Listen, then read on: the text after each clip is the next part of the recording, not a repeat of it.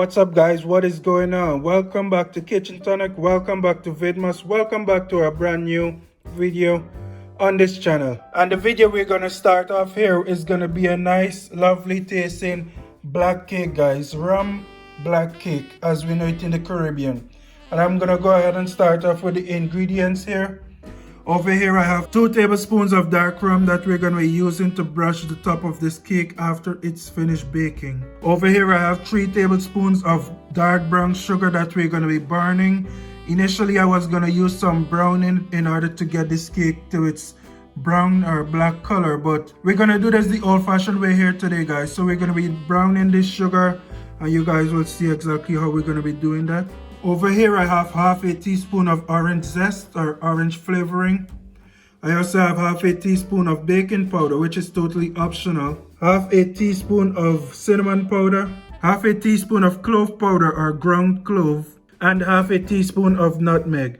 And those are all the spices we're going to be using in order to give this cake here a nice taste. Well, besides the rum, of course.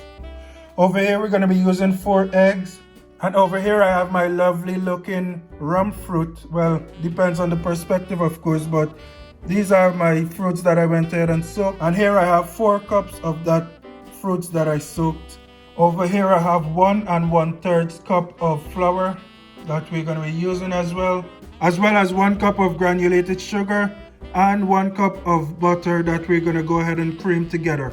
We're also going to be using about 1/4 cup of red wine, which is currently not displayed here as yet, but we will be using it. So to start off, I'm going to go ahead and combine my spices into my flour and make a nice mixture before actually getting into mixing my butter and granulated sugar here. So let's go ahead and do that. Alright guys, so before we actually begin creaming our butter and sugar, which is mostly the majority of this recipe here, I'm going to go ahead and combine my dry ingredients in this bowl here. So what you're looking at here is my flour, and I'm going to go ahead and place my baking powder into this flour, which is totally optional, as well as my clove powder or my ground cloves into that as well. We're also going to place our cinnamon powder into the same bowl.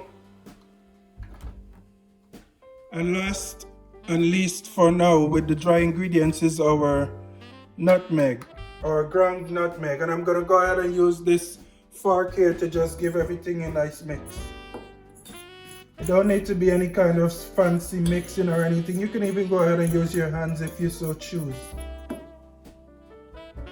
Alright, and after you've incorporated everything sufficiently, you're gonna go ahead and set this aside for now. Alright guys, so what I'm going to go ahead and do now, I'm going to use my trusty hand mixer here, and I'm going to go ahead and cream my butter and sugar. So I'll be back when that's finished, and what we're looking for is a nice fluffy mixture that we're going to have here in the bowl. You guys will see what I'm talking about right now. Alright guys, so after you've mixed your sugar and butter mixture here, you should have a nice fluffy mixture or consistency like this. You want to mix it until most of the sugar crystals has dissolved.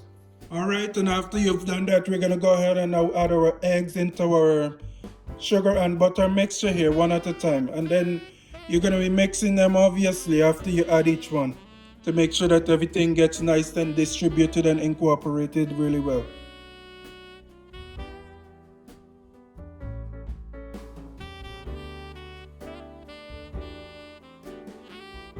Alright guys, so that's my 4 eggs that I just added into this mixture here, and as you can see, everything is nice and fully incorporated.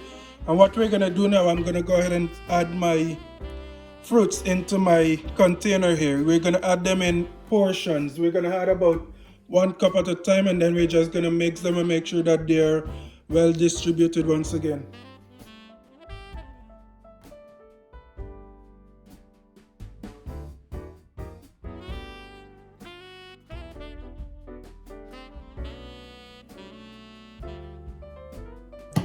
Okay guys, and there we have it. I've just added all my fruits or my 4 cups of rum soaked fruits into my mixture here. What we're gonna go ahead and do now, I'm gonna go ahead and add my orange zest into this mixture here now, along with that 1/4 cup of red wine, guys. Alright guys, so while I mix this up and incorporate and blend everything up in this bowl here, I'm gonna let you guys jump over to my stove where I'm gonna begin browning my sugar in order to add it to this recipe here. Let's take a trip over to the stove. Alright guys, so what we're gonna do, as you can see here, we're gonna have a nice empty pot, no grease or anything inside there. We're just gonna go ahead and add our brown sugar directly into the pot, and you want to make sure that it's evenly distributed so one side doesn't start browning before the other. Then, as you can see, this sugar is gonna start to caramelize and become that nice burnt sugar texture that we know and we love and that we're looking for. So I'll see you guys when that begins to come to fruition. I'm gonna hop back over to my mixer and continue incorporating the ingredients that I've added to this bowl so far. Alright guys, so as you can see what's happening in my pot here, my sugar is nice and caramelized and ready to be added to our cake mixture. So in order to avoid my smoke alarm going off, I'm going to remove my pot here from the fire now, and I'm going to go ahead and add this mixture here into my batter that I've already been creating so far. Alright guys, so after you guys have poured your burnt sugar in here and it's to your desired color, you want to now go ahead and pour your flour mixture that we made in the beginning into this batter that we have going here. Alright guys, so I'm going to go ahead and begin pouring my flour mixture into my batter here. And the way we're going to incorporate this flour here is in a figure 8 motion.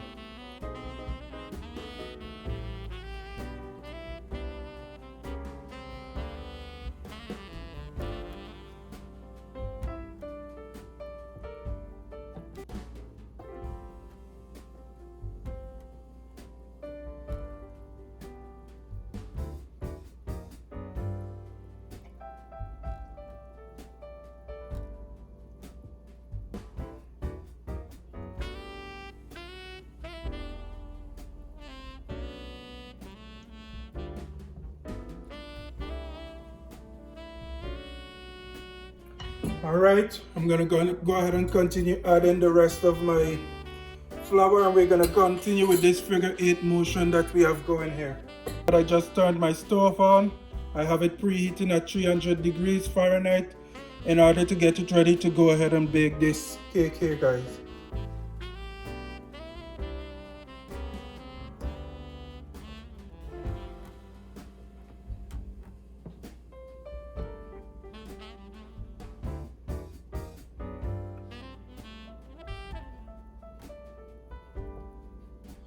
Alright guys, so after you've finished incorporating your flour and everything, you should have something that looks like this.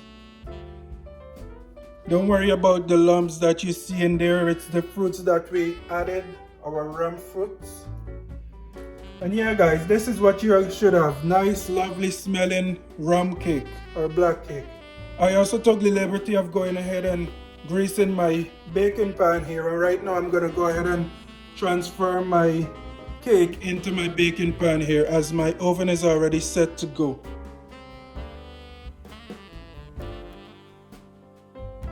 Alright, just go ahead and smooth everything out. And you don't want to add it too much to the top, because do remember that we did add some baking powder into this recipe here, and your cake will be rising. So you don't want to flood it to the top, too much to the top, because then it's just going to run right over. Alright guys, and that looks good. So I'm going to go ahead and pop this in my oven right now in the middle rack at 300 degrees Fahrenheit for about 1 hour to 1.5 hours. The way you can check to know that your cake is done, stick a toothpick in the middle of it. When that toothpick comes out with no cake or no batter on it, then you know that it's finished. But if it comes out with some batter on the toothpick, it needs to bake a little bit more. So I'll see you guys in about 1 hour to 1.5 hours with the final product, and to add that finishing touch of our dark rum on the top of this cake here. Alright guys, so here we are, my finished black cake guys. Like I said, I have my Caribbean brown rum or dark rum that I have here, and we're simply just gonna pour it over the top of our cake. And you want to do this while the cake is still hot, guys. You want to make sure that the cake is still hot so that everything gets nice and moist and incorporated really well. And that's it, guys. Happy holidays. Thank you guys for watching. We wish you a Merry Christmas. We wish